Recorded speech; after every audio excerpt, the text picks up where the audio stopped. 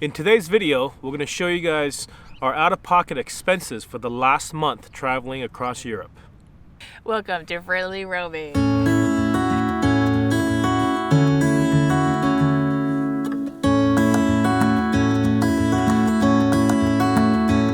What's up, everybody? Welcome to Freely Roaming. We're right now in the coast of Spain, in the southern part of the Mediterranean, outside of the town of Malaga.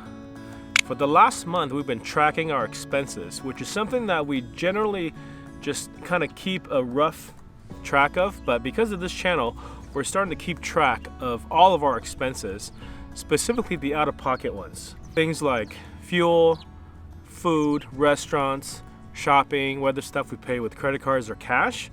We're keeping track of all of those so we can give you guys an idea of the places that we go to and how much money we spend. Which is good for them and even better for us. It's a really good idea to do this, because now that we've been keeping track, in the past we sort of look at things retrospectively. We go through a couple of months and then we look at our credit card bills and we look at our ATM withdrawals to see how much money we've taken out, just to get an idea of how much we're spending. But to really keep track of all these expenses on a detailed level really gives you an idea of where you can cut costs and where you can maybe splurge a little bit more. So if you like going to cities and paying for tours or eating out at restaurants or getting drinks at cafes and bars, by knowing how much money you're spending and compared to that, you can start to get an idea of how to set your budget to the point where you're satisfied with the amount of money that you're spending and that you're not overspending.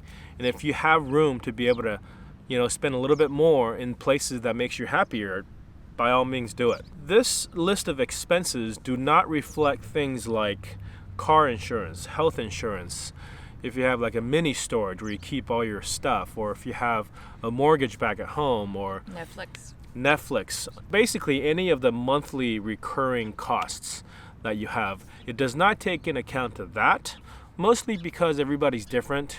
The kind of items that we're going to be talking about today, we'll break it down into very specific categories, and the main categories will be groceries, restaurants, fuel, shopping, camping, tolls, transportation, and parking. So for the entire month of January, since we only left Croatia on the 8th, we kept track from the 8th all the way till the end of the month, which is the 31st. So that gives us 23 days worth of expenses. So it's going to be about a week shy of what it would have cost for the whole month. This is not going to be totally typical either, so we're going to do this video series every month to give you guys a better idea of the types of travels that we're doing and why costs may shift from month to month, because in this particular month we did a lot of driving. We left Croatia on the 8th of January, and then we drove through Slovenia, Italy, France, and we dipped into Monaco for just a day. And we drove through the south of France and all the way to the edge of Spain, and we arrived in Spain, and basically at the end of the month we were in the Mediterranean coast of Spain. And that was about a week ago, because we're now in the southern part of Spain, but now we're in sort of the second week of February. So for the last 7 days, those numbers are not going to be included. For those 23 days in January, we spent $2,153.34. And I'll break those down into the categories for you. For groceries, we spent $577.57. And for eating out at restaurants, which includes meals, drinks, coffees, snacks, ice cream, all the things that we paid for that we did not buy at grocery stores. So that we spent $537.56. And then the third highest category, so those are the top two categories. Basically, food is our biggest cost by far, being that there's 5 of us. So fuel is our third highest category, and this is going to be a higher month than usual, I think. This is going to be different for you guys that are in the United States or other countries. In Europe, I would say it's about 30 to 50% higher compared to California. But California is also high compared to a state like Texas. Our expenses here is gonna be very different depending on where you're traveling and also what kind of vehicle you're traveling with. So as some of you guys know, we're traveling in a 4-wheel drive Sprinter van, 170 wheelbase, high roof. So in fuel, we paid for $507.33 worth of diesel. How much miles per gallon does our Sprinter usually, like highway miles? On a good day, without a lot of headwind, and it's flat, we get 17 to 18 miles per gallon. On the average, I say we probably get about 15, 16, because that's including a lot of city driving. And also, the parts of Europe that we've been driving through, which is driving across the southern part of Western Europe, there are a lot of tolls. There's tolls in Italy, tolls in France, tolls in northern Spain. So we drove through a lot of these areas that we had to pay tolls. And we'll break that down into a separate sort of combined category that shows you guys the cost of just transportation in general, which includes fuel, toll costs, and taking city buses in cities where we're at, we wanted to go see, but we don't want to take the van in. But this cost $507.33. This is specifically just for fuel. And then the fourth highest category is shopping. Because we had a birthday in January, Ava's birthday, so we did some birthday shopping for her. And we were in a couple of big cities, including Barcelona. So Marlene wanted to do some shopping at some of the stores that we can only find there but nowhere else. So this is a little bit more than normal. Even though it's a birthday month, being that there are 5 of us, we all have different birthday months, we actually have a birthday about every 2 or 3 months. So you can look at shopping as almost like a pretty much regular ongoing expense. And because we don't have Amazon Prime while we're traveling, so we actually end up saving a lot of money in this category. And also, this includes things like things that we want to work on in organizing stuff in the van, or work on different projects in the van. We'll go to a hardware store and get some equipment and gear, and make changes to our setup. So it includes all that. So that is $192.40. And then the fifth category, and this is also based on the type of lifestyle we have, is camping. We don't pay for a lot of camping because our van is built to be able to basically go off-grid in the way that we have 3 different ways to charge. We primarily rely on solar, and we also can charge while we drive. So especially on days when we're driving, we get to a place, we don't need to pay for a campground. And even at campgrounds where we do pay for, usually in Europe, we have the option to just pay for a spot and not electricity or water, because those European campgrounds are really they're a la carte in their style. You pay for basically a spot, and then you pick and choose what you want. You want water, you want showers, you want electricity. You want kids. You want multiple people. Yeah. So it's nice if you're just by yourself and you don't need anything because you can pay very little. But for us, the biggest issue is having 5 people. You end up paying over double what the base price is. We avoid places like that. Yeah, we avoid places like that. There's city campgrounds or marinas that don't do a la carte for exactly. people. So for 23 days, we camped for 10 nights at paid campgrounds. So we camped for free for 13 nights, and we paid a total of $162.54. And I think that's higher than usual because we visited 2 large cities that are known for theft.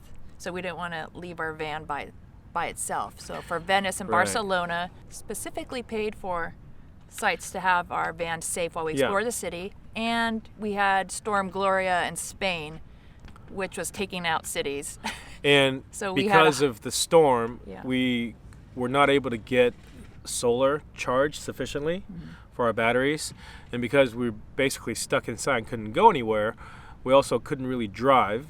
So it took out both of our charging abilities. So our third way to charge is obviously to plug in. So we did pay for, I believe, 5 nights outside of Barcelona, and that was at, I believe, 14 euros a night. I think so. So that was by far our highest camping charge. Almost all of the camping, well, a large majority anyways, of this camping category was at that particular spot. And even then, that is a pretty inexpensive place by European standards. We did pay for showers that are coin operated, so all that cost was added to the total camping cost as well. So that is camping. That's category number 5. And category number 6, which is something that you won't have a lot of in the US, but in Europe you're going to expect this, especially if you're driving far distances and you want to get there relatively quickly, which we did in January because it was really cold. Yeah. When we left Croatia, we're actually driving north up towards Italy before we can start going south to get warm again. So actually a few nights it got below freezing, and we had ice on our windows when we woke up. So we opted to pay for toll on the highways a lot. And that's what category 6 is tolls on highways. And we paid a total of $139.92 in tolls. And that is over a span of about 1,700 miles that we did in these 23 days. The last 2 categories are relatively minor, but we kept track of them just for this purpose anyway, so that we know. It is transportation and parking. Transportation basically are things like taking buses or taking ferries that we either took our car with us or we just left the car somewhere and then went on the mode of transportation by on foot. So in this particular one, I think we pay 30 euros to Venice. Go into Venice on a boat, and that was basically the entirety of our transportation costs. We did take a